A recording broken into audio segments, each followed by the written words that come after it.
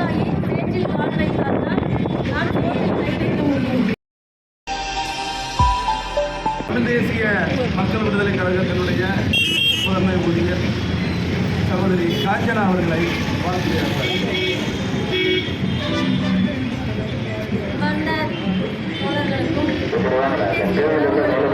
நான் சார்ந்திருக்கும் தமிழ் தேசிய உழவர் உழைப்பாளர் கழகம் சார்பாக எனது வணக்கத்தை தெரிவித்துக் கொள்கிறேன்.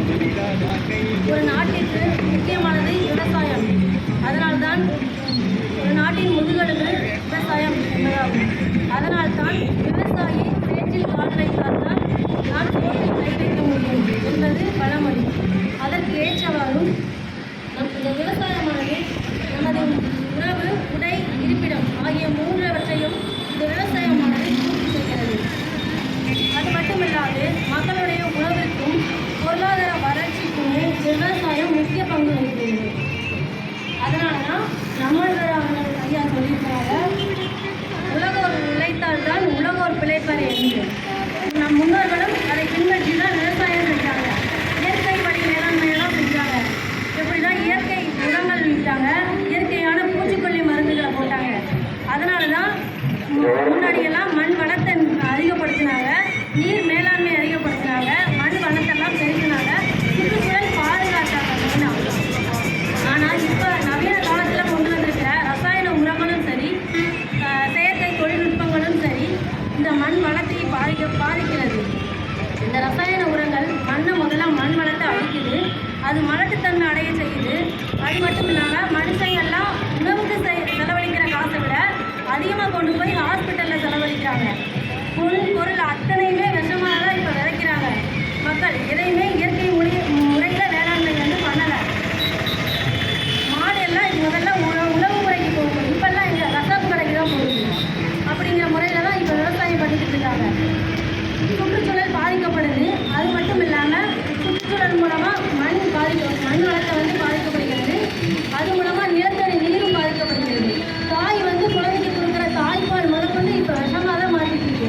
அந்த அளவுக்கு வேளாண்மை நவீன காலத்தில் இந்த ரசாயன உரங்களை பயன்படுத்தி மண் வளத்தை அழிச்சிடுறாங்க. ரசாயன உரங்களை பயன்படுத்துறதுனால என்னென்ன விளைவுகள் வருதுன்னா, நம்ம சுற்றுச்சூழல் மாசுபாடுகளில் நுரையீரல் பாதிப்பு வரலாம், இதய நோய் பிரச்சனைகள் வரலாம். இந்த மாதிரி பல பிரச்சனைகள் உருவாக்கப்படுது. அதுதான் நம்மளவர் ஐயா அவர்கள் சொல்லுவாங்க, அடி காட்டுக்கு மாட்டுக்கு முனி வீட்டுக்கு என்று சொல்வாங்க. அதாவது அடியில் உள்ள கட்டையை நெற்பயிர் வளர வைக்கிறோன்னா அதில் உள்ள கட்டையை அரைச்சிட்டு அப்படியே விட்டுருவாங்க. ஏன்னா அது இயற்கை முறையில் சுழற்சி பண்ணுறப்போ அது மறுபடியும் இயற்கை உரமாக மாறிக்குது. அந்த நடுவில் உள்ள புல் மாட்டுக்கு பயன்படுது. நுனியில் உள்ள நெல் மட்டும்தான் நம்ம வீட்டுக்கு எடுத்து பயன்படுத்துகிறோம். இதை மாதிரி நிறைய பயன்பாட்டிற்கு இயற்கை விவசாயம் செய்கிறாங்க. ஆனால் இப்போ அப்படி இல்லை. இப்போ யூரியா போட்டால் தான் செடி வளரும் அப்படிங்கிற ஒரு நம்பிக்கைக்கு மக்கள் ஆளாகிருக்காங்க. யூரியா இப்போ